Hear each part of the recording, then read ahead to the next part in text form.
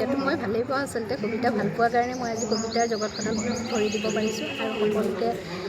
আজি ইয়ালৈ আমাৰ কাব্যদিন আমাৰ সদৌ অসম কবি সন্মিলনৰ কেন্দ্ৰীয় কাৰ্যসূচী আমাৰ ইয়াত কেন্দ্ৰীয় কাৰ্যসূচীত আমাৰ সকলো কবিকে আমি ইয়ালৈ নিমন্ত্ৰণ জনাইছিলোঁ সকলোৱে আমাৰ নিমন্ত্ৰণ ৰক্ষা কৰিলে হয়তো আমি কাক কেনেকৈ কিমান সুবিধা কৰি দিব পাৰিছোঁ নাজানো কিন্তু প্ৰত্যেককে আমি এখন মঞ্চ দিবৰ কাৰণে চেষ্টা চলাই আছোঁ আৰু আমাৰ কবি সন্মিলন যাতে আমাৰ সদৌ অসম কবি সন্মিলনৰ নগাঁও জিলা শাখাটো আমি যাতে বিশ্ব দৰবাৰলৈ যাব পাৰোঁ আমি ইয়াতে নাথাকি আমি প্ৰত্যেকখন আচলতে আমি ইমান সীমিত ভিতৰতে আমি ভাবাই নাই আমি ভাবিছোঁ প্ৰত্যেক স্কুলত সৰু সৰু ল'ৰা ছোৱালীবিলাকৰ মাজত আমি এটা কবিতাৰ গুণগুণনি তেওঁলোকক আমি শুনাম তেওঁলোকৰ পৰা আমি অকণমান শিকিম কাৰণ সৰু ল'ৰা ছোৱালীৰ পৰা আমাক শিকিব লগা বহুতখিনি আছে গতিকে আমাৰ সদৌ অসম কবি সন্মিলনৰ কৰ্মকৰ্তা আমাৰ কিন্তু বাইদেউ যান্ত্ৰিকতাৰ যিখন পৃথিৱী আছে মোবাইলে হয়তো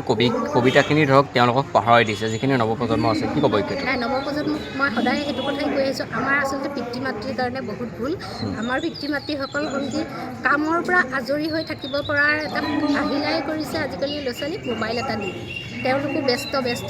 পৃথিৱীখনত থকাৰ যান্ত্ৰিকতা এখন যি পৃথিৱী একদম যান্ত্ৰিকতাৰ কাৰণে তেওঁলোকে ল'ৰা ছোৱালীক সদায় মোবাইল এটা দি ল'ৰা ছোৱালীয়ে যি চায় তেওঁলোকে গতিকে আমাৰ ল'ৰা ছোৱালীয়ে আজি মাহী পেহী ককা আইতা এইবোৰ মাতিবলৈ পাহৰি গৈছে আমাৰ মাতৃভাষাটো আমি আগতে আই বুলি মাতিছিলোঁ পিতাই বুলি মাতিছিলোঁ আজিকালি ল'ৰা ছোৱালীয়ে নাজানে কাৰো ঘৰত যাব নোখোজে আজিকালি এটা ঘোষা নাজানে আমি সদায়